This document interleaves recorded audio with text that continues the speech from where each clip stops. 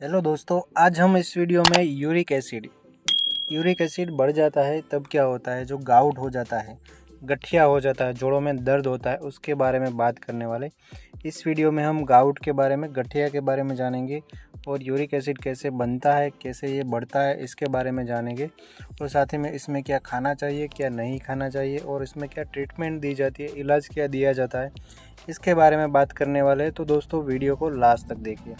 तो सबसे पहले हम यूरिक एसिड यानी कि गाउट यानी कि गठिया जिसमें यूरिक एसिड बढ़ जाता है, तो उसमें क्या होता है इसके बारे में बात करते हैं। तो इसमें हमारे ब्लड के अंदर यूरिक एसिड की मात्रा है वो बढ़ जाती है और उसे हम यूरिसेमिया या तो फिर हाइपर यूरिसेमिया बोलते हैं।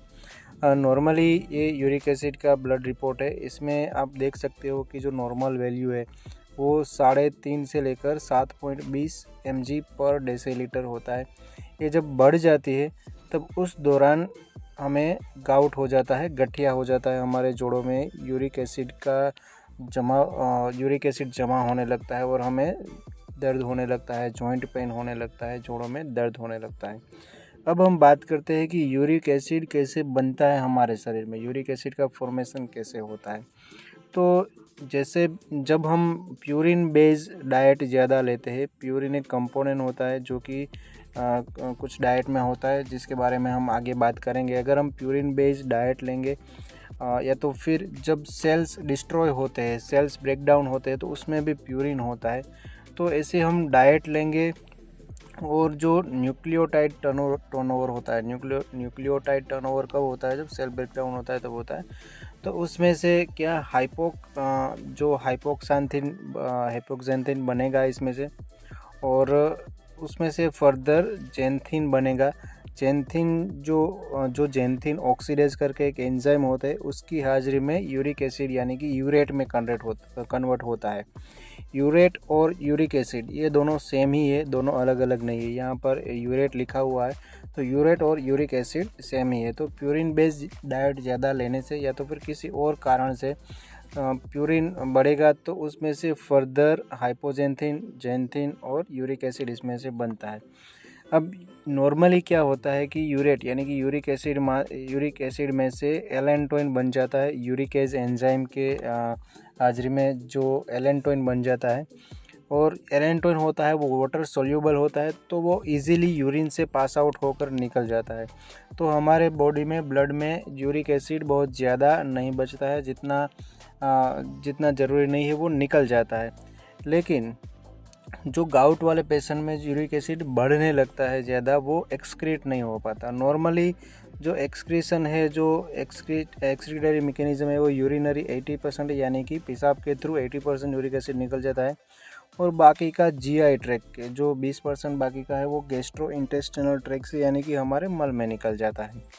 तो इस तरह से यूरिक एसिड बनता है और वो बाहर निकलता है हमारे शरीर में। लेकिन किसी वजह से यूरिक एसिड बढ़ने लगता है जब यूरिन बेस्ड डाइट लेते हैं, या किसी वजह से सेल ब्रेक डाउन होने लगता है, कोई दवाइयों की वजह से किसी भी तरह से यूरिक एसिड हमारे ब्लड में बढ़ने लगता है और बाद में वो हमारे जोड़ों में, जॉइंट होते हैं उसमें ये जमा होने लगता है। यहाँ पर आप देख सकते हो, यहाँ पर यूरिक एसिड जमा हुआ है। तो उस दौरान हमें गठिया यानी कि गाउट हो जाता है। और जब हमारे ब्लड में जो यूरिक एसिड का लेवल बढ़ता है तो उसे हम हाइपर यूरिसेमिया बोलेंगे। और इसी तरह जो यूरिक एसिड है वो किडनी में जमा होने लगता है, तब उसे हम हाइपर यूरिकोसूरिया बोलेंगे। जब किडनी में यूरिक एसिड बढ़ने लगता है तब उसमें यूरिक एसिड के स्टोन्स बनने लगते हैं, पथरियाँ बनने लगती है। और जब हमारे जोड़ों में, जॉइंट में ये बढ़ने लगता है तब हमें गाउट यानी कि गठिया होने लगता है।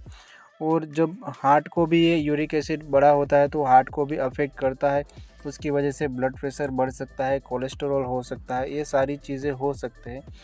तो इन शॉर्ट में कहें तो गठिया यानी कि गाउट में यूरिक एसिड हमारे जोड़ों में, जॉइंट्स में जमा होने लगता है। उसी वजह से हमारे जोड़ों में दर्द होता है, सूजन होती है, वहाँ पर बहुत ज़्यादा सीवियर पेन होता है, ये सारी चीज़ें होती है।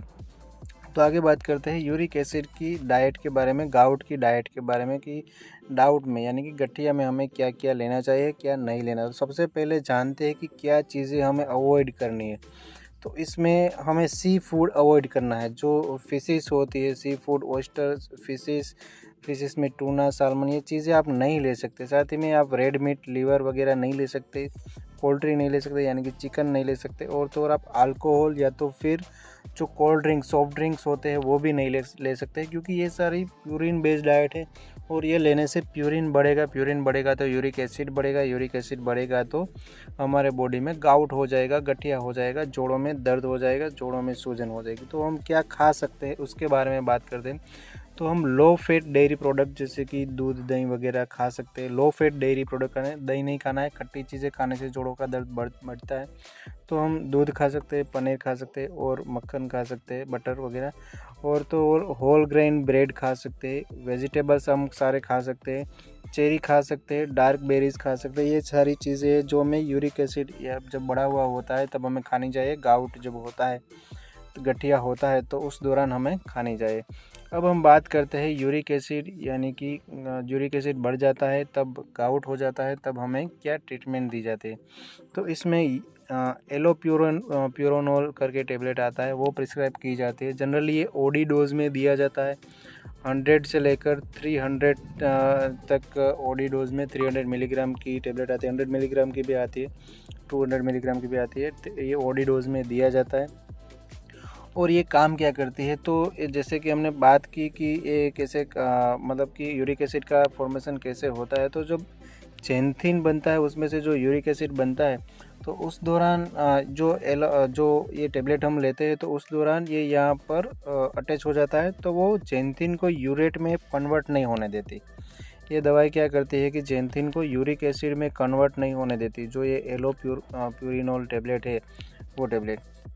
और फेबुक्सोस्टेट टेबलेट देते हैं, 40 मिलीग्राम की टेबलेट, ये 20 मिलीग्राम की में भी मार्केट में मिलती है।